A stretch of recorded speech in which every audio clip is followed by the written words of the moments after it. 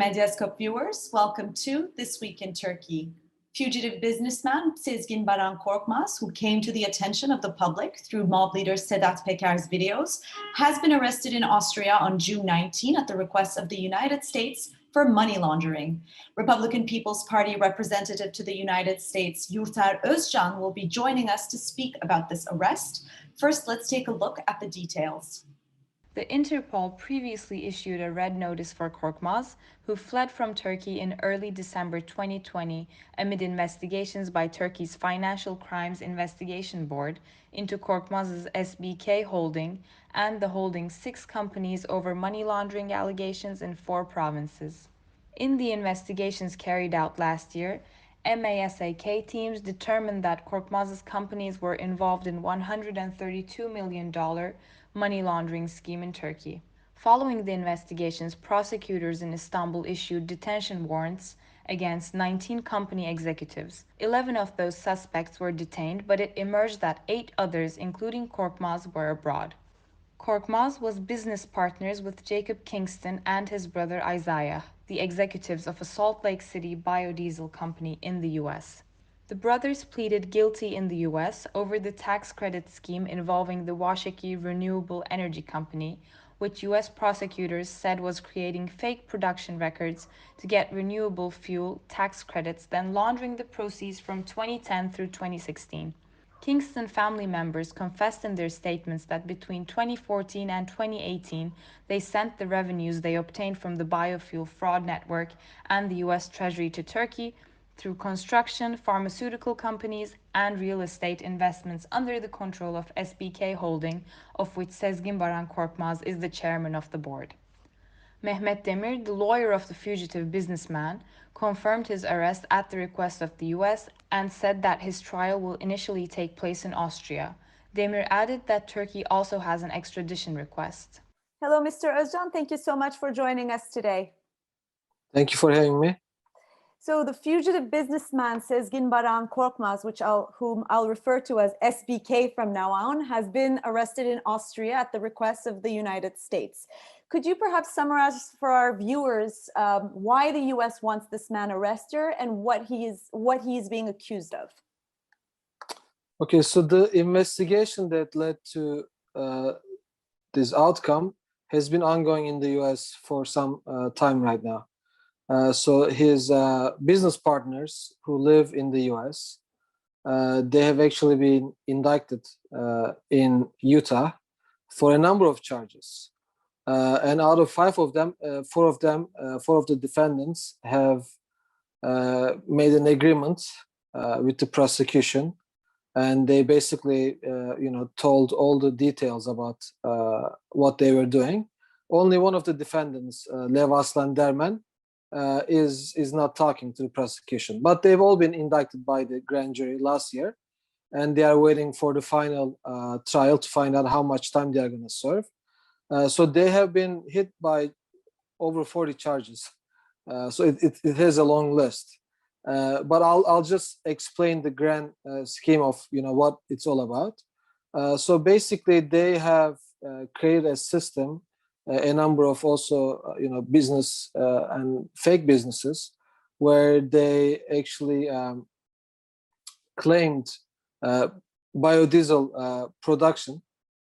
And in the US, the IRS and the Environmental Protection Agency, they give a lot of incentives for such production because it's green, it's environment friendly, and especially during the presidency of Barack Obama, there were extra incentives for people to produce biodiesel, so it will harm the environment less. So these guys basically, they came up with a very sophisticated, I should say, scheme where they even built a $50 million factory for this project of theirs, and they claimed over $1 billion in return from the U.S. Treasury, of which they were able to get $511 million. And of course, when you have such a big return from such a scheme, you need to be creative in terms of where you are going to put this money. And of course, they did not want to keep this money in the US. They sent a big portion of it to Luxembourg and to Turkey. And that's where Sezgin Baran Korkmaz, as you referred as SBK, came to play. So I can give you a couple numbers. Out of the 511 million that they got from the US Treasury, they sent $205 million to Luxembourg and to Turkey through Sezgin Baran Korkmaz, his entities or the entities that he controls. So out of the $205 million, they got 95 million back sent to US, which leaves us with $110 million somewhere in Turkey and in Luxembourg. So, out of that $110 million, just looking at the court paperwork, we see that they've made some very lavish purchases, some really expensive houses on the Bosphorus. They bought yachts, they bought, companies that were near bankruptcy. So, they invested some of that money. So the place where Sezgin Baran Korkmaz comes in is he's basically accused of 3 charges in the US now. So the first one is money laundering, the conspiracy to commit money laundering. Number 2 is wire fraud. And number 3 is obstruction of an ongoing investigation. So, he's done multiple offenses of these charges. So he's currently being asked, he's going to be tried with 225 years in jail. Where he's, I think the main role that SBK plays is, he's not involved in the US side of things much. He's not involved in the production, or he's not involved in, getting the money from the IRS or the US Treasury Department.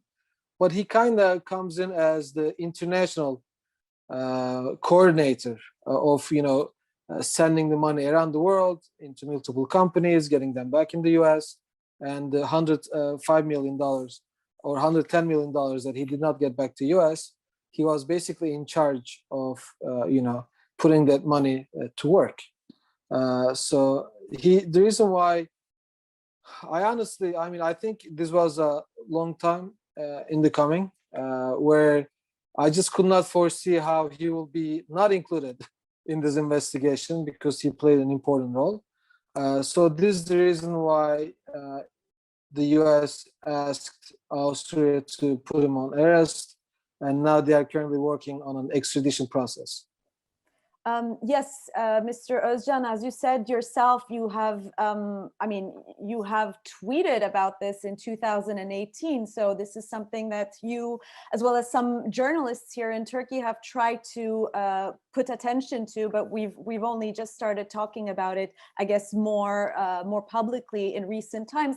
And we'll come back to that. But I do have one question in relation to the Kingston Brothers and SBK. Now, these Kingston Brothers have invested in Turkey, and they've come back and forth to Turkey as well. And there's this one photograph which we've shared with our viewers in the earlier news package, where we see one of the Kingston brothers, Jacob Kingston, SBK, and the Turkish President Recep Tayyip Erdogan in the same image. Can you tell us about this photograph? What is the context, and is Erdogan here simply meeting with investors, for example?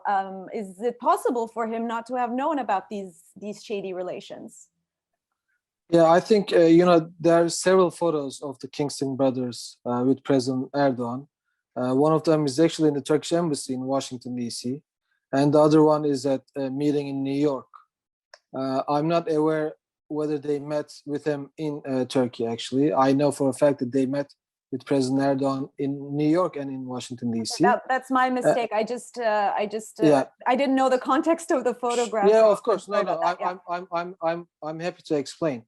And basically, the image that these guys were trying to create, and you will, when you go back to interviews given by SBK, he was saying that they happen to be, his U.S. business partners, they happen to be in Istanbul on July 15th, 2016, when there was an attempted coup as you know, in Turkey, and they saw the tanks, they saw the firing, they saw the bullets, but the next morning they woke up and they said, no, we are still committed to Turkey. We want to put our money to work here. We believe in this country, etc., etc. And SBK, you know, in addition to giving photographs with President Erdogan with this group, they were even welcomed by the Turkish investment agency. And it's interesting because SBK comes on those interviews and says, you know, with my US partners, we are going to bring up to $1 billion from the US to Turkey to invest in, you know, actual businesses and help the Turkish economy. There's actually a very interesting catch because this fraudulent scheme that they came up with, they actually asked from the US Treasury for over $1 billion in incentives and in subsidies, but they were only able to get half of it, you know, $511 billion. So, I mean, the fact that SBK's goal was to bring in $1 billion, you know, from the US to Turkey almost tells me that, you know, he was actually aware of what the goal was in terms of defrauding the US Treasury. So, you know, I mean, President Erdogan takes his security very seriously. You know, when he goes anywhere, you know, it's claimed that he's accompanied by several thousand security members, and not even like the average Turkish citizen, but even members of parliament or members of his cabinet are not able to come that close to him, you know, just out of security purposes. So I think the big lie that SBK has been telling all along is that, oh, he's like, I did not know, I thought they were a good businessman. But if he only had done a Google search, he would have found out that those very same individuals, they were actually indicted and fined with over $5 million for same reasons, you know, in the US. So I think the story that that was in play there was everybody knew who those guys were. Everybody was aware that something fishy was happening, but the AKP government was more than happy to bring in whatever kind of money it is, wherever it originated from. And as you know, they've changed the money laundering laws in Turkey for so many times that technically it's not even a crime to do money laundering in Turkey anymore, because as you know, you could bring in as much money as you want outside, you know, into Turkish economy, and the banks, they cannot even ask you, where did you find this money from? So I think there was almost like a silent agreement between AKP and those guys. And the way these guys were sold on the idea as to why they should bring that money to Turkey was because they saw, you know, through their connection to SBK, that they had direct access to the top echelons of the Turkish government and the AKP circles and how they will be protected. I mean, you know, SBK, I think he's pretty good at schmoozing, and he's pretty good at having people to get to like him. So just a couple small examples, you know, they will fly into Turkey, they will land in Istanbul, and these guys, they will not even have to go through passport control. So, you know, even when a Turkish MP or a Turkish diplomat comes from abroad back to Turkey, you know, they have to show their credentials, they have to show their passport, and these guys were not checked. At any given time, they were escorted by Turkish police, you know, in official cars, wherever they had them, like, you know, in security. So I think those, you know, people from Utah and from California, they were convinced that at the end of this major heist that they were pulling in the US, they could bring the windfall of, you know, hundreds of millions of dollars to Turkey and basically have a happy ending to their story and live in Turkey in a secure and happy environment for the rest of their lives. And they were wrong, basically. Yeah. And now SBK has been arrested in Austria. His extradition to the United States, I guess, is awaited, even though he would prefer to be tried in Turkey. Of course, for a lot of people, an immediate comparison with Reza Zarrab comes to mind, and you yourself, again, have made this comparison. Of course, the cases are different, and, you know, but the point of comparison comes when if we think that if SBK is going to be tried in the US, he might collaborate with the US government. So do you think there is something worth comparing here? What could be some of the similarities and differences? And if SBK does end up collaborating with the US government, should Turkey be worried? Yeah, I think the AKP government should be very, very worried. And there are so many similarities between Reza Zarrab and SBK. I mean, it's going to be a long laundry list, basically. So, both of them did illegal businesses. Both of them had direct access to President Erdogan and his top aides, basically. Both of them had police security. They had a lot of government support, and they will not even get in trouble because they will just pay off judges, and they had a lot of journalists, or I should say so-called journalists, on payroll, so it will be almost virtually impossible to write anything about them. And I think this also answers one of your earlier comments. I've been talking about this case for almost 3 years now, and until last month, nobody wanted to talk about it. And the reason is because even though I had shared a lot of information on this guy to multiple different media outlets and newspapers and TV stations, nobody just wanted to touch it. So I think they also have a common mistake that they both did. Both Reza Zarrab and SBK, after their heist, basically after they pulled in all this money from illegal businesses, if they only stayed in Turkey, I think they would have been okay. They made the mistake of doing foreign travel.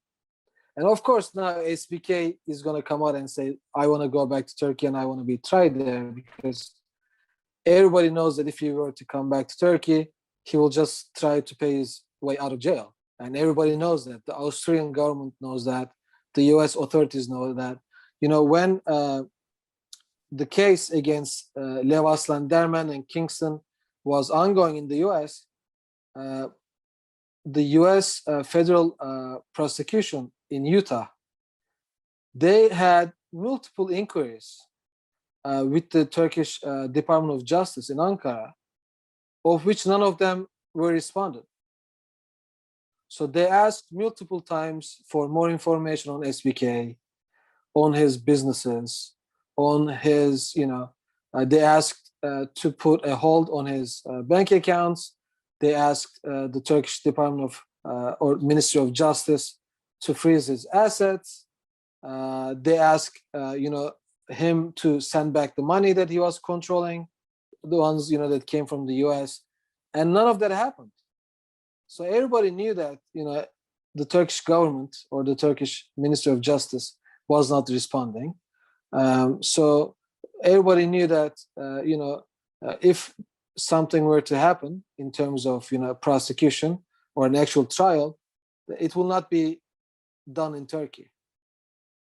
So even that alone shows that, as you remember, Reza Zarrab, he was in jail 2013, December 25th, I believe. And then he was out of jail 6 weeks later, early February.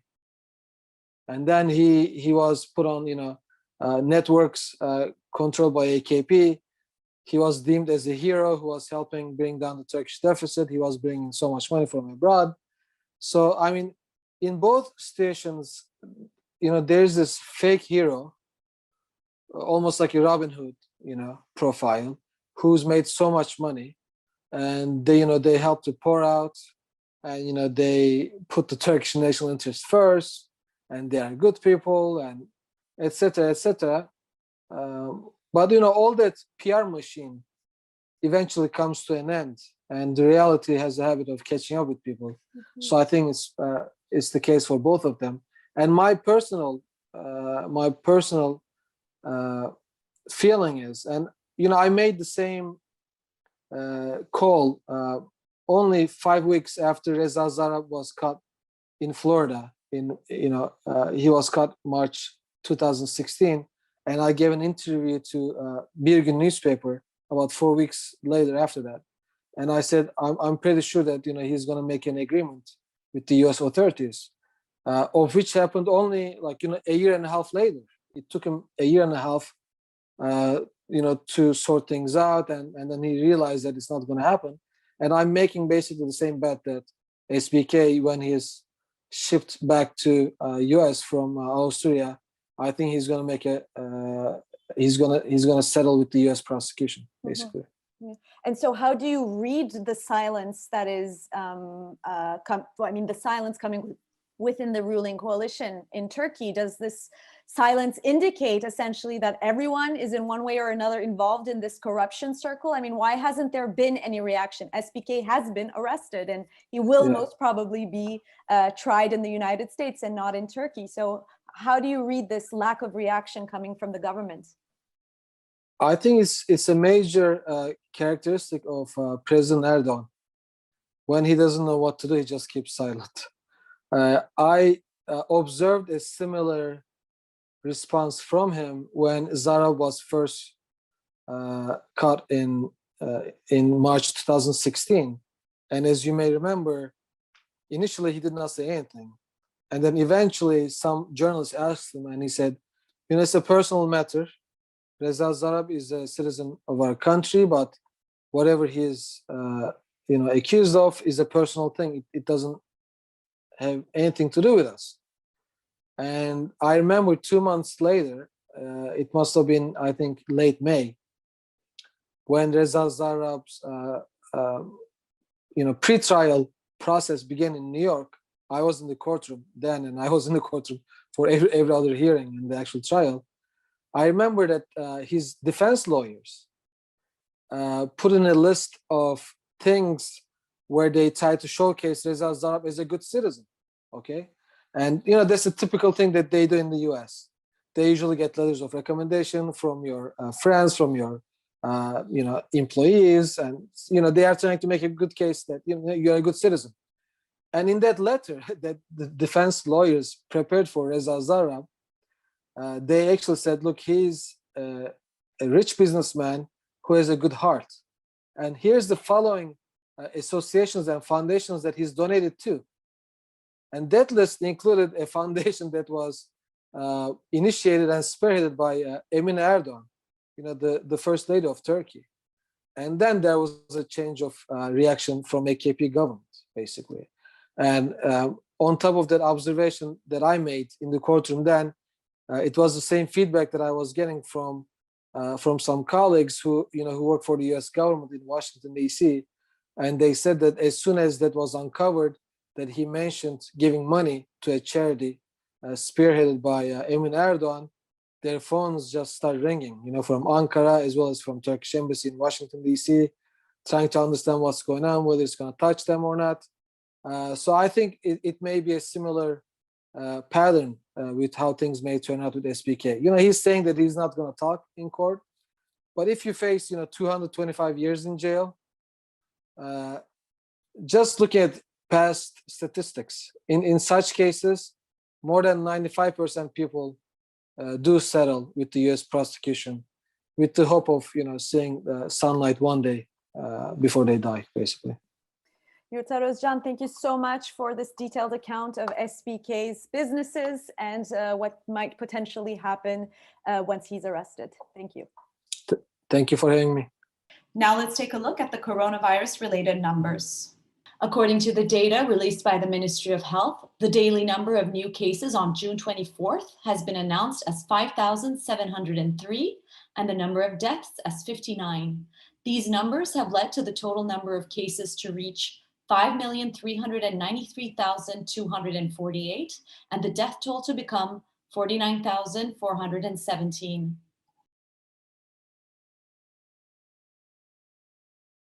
Following a significant decrease in the daily cases seen as low as 5,000 this week and a record number of 1 million doses of vaccination achieved in one day, President Erdogan announced further eases on the COVID-19 restrictions to start on July 1st. During his announcement, Erdogan's ban on live music after midnight created an outcry in the entertainment industry as well as the Turkish public. On June 21, Turkish President Recep Tayyip Erdogan announced that Turkey will further ease restrictions imposed to curb the spread of COVID-19 starting from July 1. Following the government cabinet meeting, Erdogan said that the everyday curfews starting at 10 p.m., full Sunday lockdowns, and restaurant operations allowed until 9 p.m. will be lifted in the upcoming month. Erdogan added that the public transportation restrictions will also be lifted and public institutions will return to normal working hours. Turkey began easing curbs in recent weeks, limiting the lockdown to Sunday and opening restaurants to a limited number of guests after daily cases began to fall from a peak above 60,000 in April. The cabinet meeting was held following the daily number of cases falling to around 5,000. Turkey hopes that the decline in infections, along with an acceleration in its vaccination program that achieved a record number of 1 million doses in a day, will help the recovery in tourism. However, while restrictions have been slowly lifting, those imposed on live musical performances have remained to a certain degree. Live music has been restricted since the beginning of the pandemic and now remains prohibited after midnight. This ban on live music and performance infuriated the Turkish music, performance and entertainment industries, which resulted in many celebrities to start online campaigns that protest the government's harsh restrictions on the entertainment industry. In Erdogan's briefing on June 24 following the cabinet meeting, he announced that music, including concerts, can be performed but will only be allowed until midnight. Erdogan addressed this new rule through the following statement. We're pushing back the deadline on music to midnight. No offense, but no one has the right to disturb anyone at night. Erdogan said. Erdogan's statement prompted a strong reaction on social media as it was interpreted as an ideological move by the government that intervenes with lifestyles and personal choices. Medyascope anchor Burak Tatari spoke with musicians and music writers on their reaction to the music ban. Musician, songwriter, and journalist Melis Danışment expressed her interpretation of Erdogan's announcement to Medyascope viewers. The statement's tone reveals that the government is doing this as a way of punishment. There is no sense of empathy or regret that these restrictions need to be put in place. It feels like this is what they want, and there's no choice for us but to comply with this restriction on our live performances. It is so obvious that we come from different backgrounds and uphold different values, not only with regards to music, culture, and arts, but in all areas. It is tragic, and they are punishing us for that. Musician Nilipek expressed her thoughts and feelings behind the government's approach to the music industry. I'm not even talking about the government never supporting us or never providing financial aid. I'm talking about the government preventing us from doing our jobs up close and personal, and to shut down the places where we can do our jobs. This is in fact very damaging and crushing. On a further note regarding the vaccination process in the country, people at and above the age of 25 have been eligible for vaccination. And as of today, the vaccination age has been dropped to 18. In addition, further developments were made regarding the local vaccine. The Turkish vaccine has been named as Turkovac, and Phase 3 clinical trials have been started. The designated number of volunteers to participate in the Phase 3 clinical trials of the inactive Turkovac vaccine was set to be 43,074, but with 883,384 volunteers applying to participate, a record number has been achieved. Within the context of COVID-19 developments and the ease on restrictions, no statements have been made regarding the lifting of the obligation of mask wearing in and outdoors in Turkey. The groundbreaking ceremony for the controversial Canal Istanbul project has been announced to take place tomorrow, Saturday, June 26th. However, according to statements made by the Istanbul Metropolitan Municipality Mayor Ekrem İmamoğlu, the foundation to be laid on Saturday has nothing to do with Canal Istanbul and is in fact the groundbreaking for a side road that links to the third bridge of Istanbul planned from before. İmamoğlu underlined that the government should not deceive the public. İmamoğlu spoke to Medyascope editor-in-chief Ruşen Çakır with regards to Erdogan's crazy project and the damage it will cause to the already fragile ecosystem of the environment. Here are some excerpts from the interview broadcast yesterday. Ekonomisini inşaat üzerine kuran bir toplum ayakta kalabilir mi? How can a country which has based its economy on the construction industry survive? You construct if there's a need to do so. You construct for urban development. I am the third generation of a family who comes from the business of construction. So, as someone who knows about this business, I know that Istanbul has excess supply. Istanbul is the cheapest megacity in the world. People from the poorest countries across the world come here to buy property, become citizens of the country. Another important point I need to underline, Mr. Çakır, you are one of the most important journalists in the country. Have you ever been invited to a panel organized by the ruling party with regards to Canal Istanbul project? Have you ever been invited to a scientific meeting? Has any journalist been invited to one? Has there ever been a presentation about the project open to the public? Has the Istanbul Metropolitan Municipality been invited? Or any one of the 39 district municipal mayors have been invited? Has anyone been briefed on the matter? I have organized panels, seminars, presentations to which hundreds of scientists participated. Reports were published, books were published and distributed to the institutions and organizations. Show me one printed document on Canal Istanbul project authored by the government. One of this country's ministers is framing the project as a survival project. They are drowning in their ignorance. With regards to Çakır's question about how Canal Istanbul might impact the earthquake risk in Istanbul, İmamoğlu replied, The ground for the city planned to be constructed in the scope of Canal Istanbul is a very problematic landscape.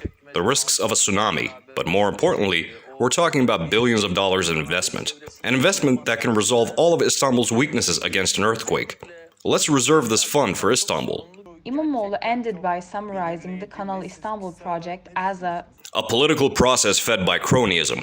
That is the only motivation. İstediği politik bir süreç. More than 100 Boğaziçi University students who have been participating in the protests against the government-appointed rector Melih Bulu have been stripped from their student loans and scholarships. The students have been asked to start paying back their loans as of July 2023. The Student Loans and Dormitories Institutions (KYK) decision based on Article 30 of the Scholarship Loan Regulation, which stipulates the termination of loans and scholarships of students who have been suspended from school for at least one semester. However, this article is said to have been removed from the regulations in 2008, and thus the decision has no legal basis. Students and academics have been protesting Professor Melih Bulu since his appointment by the president on January 2, demanding his resignation and elections for a new rector. Over this, Istanbul Metropolitan Mayor Ekrem İmamoğlu protected the Boğaziçi students and said the following during the Democracy Festival, organized to celebrate his second year in office as the Istanbul mayor on June 23. We will support the Boğaziçi students who've lost their scholarships and loans. It is the Istanbul Metropolitan Municipality's door they should knock on for those who have been stripped of their scholarships and loans due to their stance for democracy. On June 22nd, the Turkish police violently dispersed a group of people celebrating Pride Week at Maçka Park on the grounds that the picnic could result in public disorder. People were banned from using items with the rainbow symbol as they entered the park. Human rights lawyer Levent Pişkin stated, The police who are supposed to issue a fine for not wearing a mask is not allowing me to enter the park because I have a rainbow-colored mask.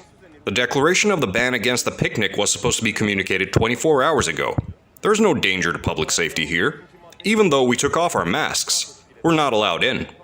The Turkish police attacked several people who had gathered to celebrate LGBTI+ Pride Week at Maçka Park, one of Istanbul's remaining green spaces. Police intervention began after the Şişli governor's office announced the picnic and all other Pride Week activities were banned for a duration of 30 days. The Istanbul branch of the Progressive Lawyers Association indicated the police attacked the picnic with dogs. The initial designated location for the picnic was Heybeliada, but it was later rescheduled due to the ban imposed by Police Directorate of the Princess Islands.